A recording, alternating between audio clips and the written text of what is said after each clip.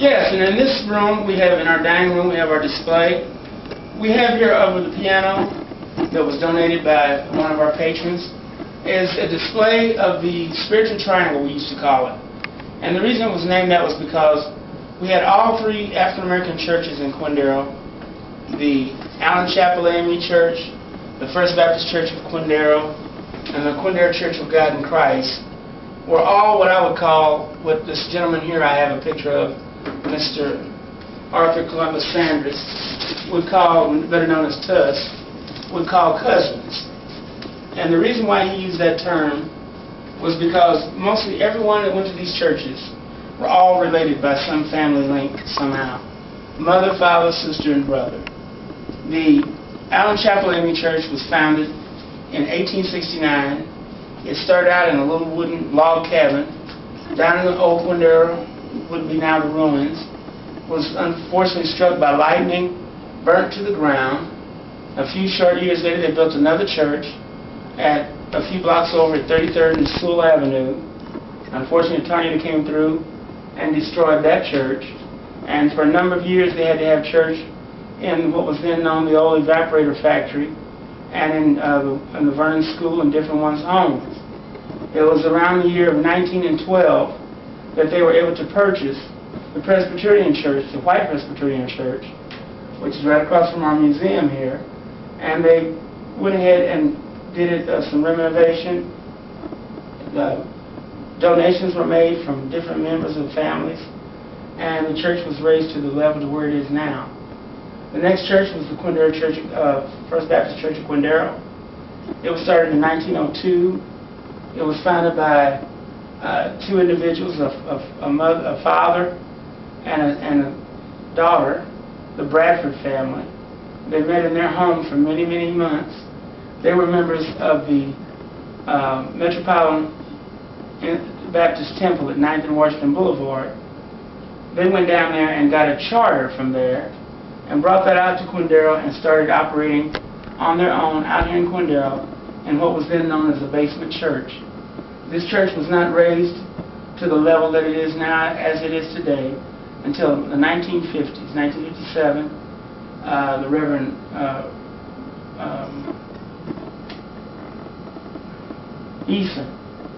Reverend Eason was the first pastor to have the church to be built above the ground. And then we have the Quindaro Church of God in Christ that started in the late 1920s. It was one of the last ones to start. It came out of the Azusa Street revival in Los Angeles, California.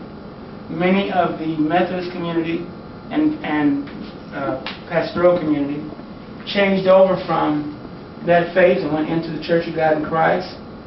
And they built this church, and this church was built out of the rocks and stones of the Monroe family. My great-great-uncle, Ed Monroe, came out of retirement and donated, he was at that time 68 years old. He came out of his retirement and helped build this church.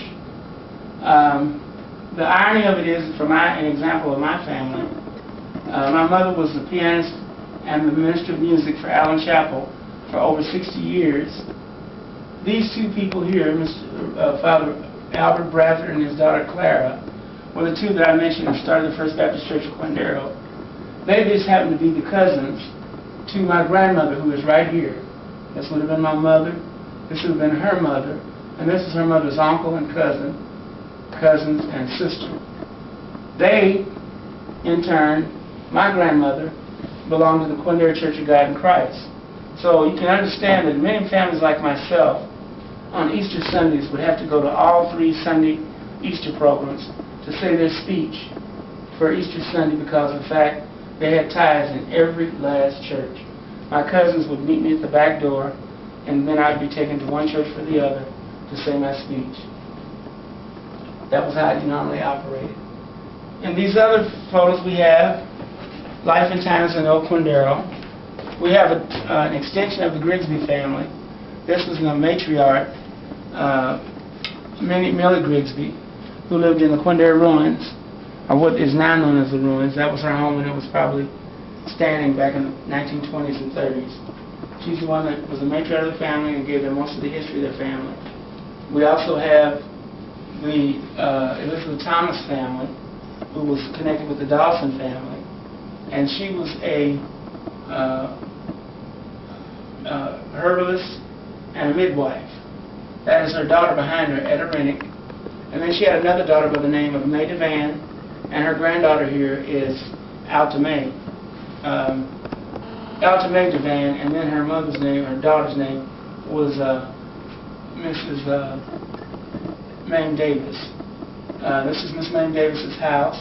These two ladies, bless their hearts, sold spirits back in the 30s, and they made very well at doing so, but they were very outstanding citizens of the community, and whatever monies that they acquired from that, they usually seen that it got back into the community through school, funerals, desperation, or whatever. They were always kind in doing such.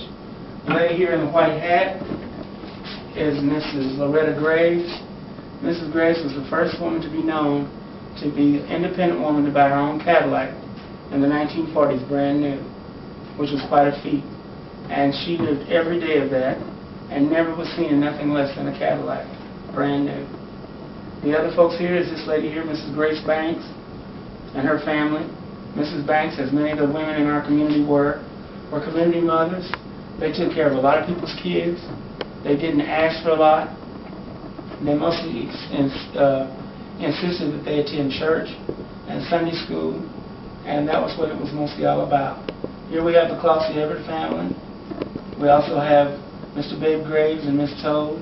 Mrs. Lena Turner, who was an advocate of leaving the Allen Chapel Church after some problems that had happened in that with money collections, and also with the fact that she'd found a new faith and hope in the Quindare Church of God in Christ. We have all these different people to thank for the contributions they made to our community. We're going to move through here. You see we have our dining room table set up just as it would be. We have our sewing machine, our senior sewing machine.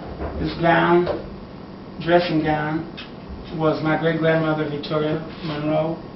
This is what's left of her. We've had that for many years in the family. That's just an artifact that we have.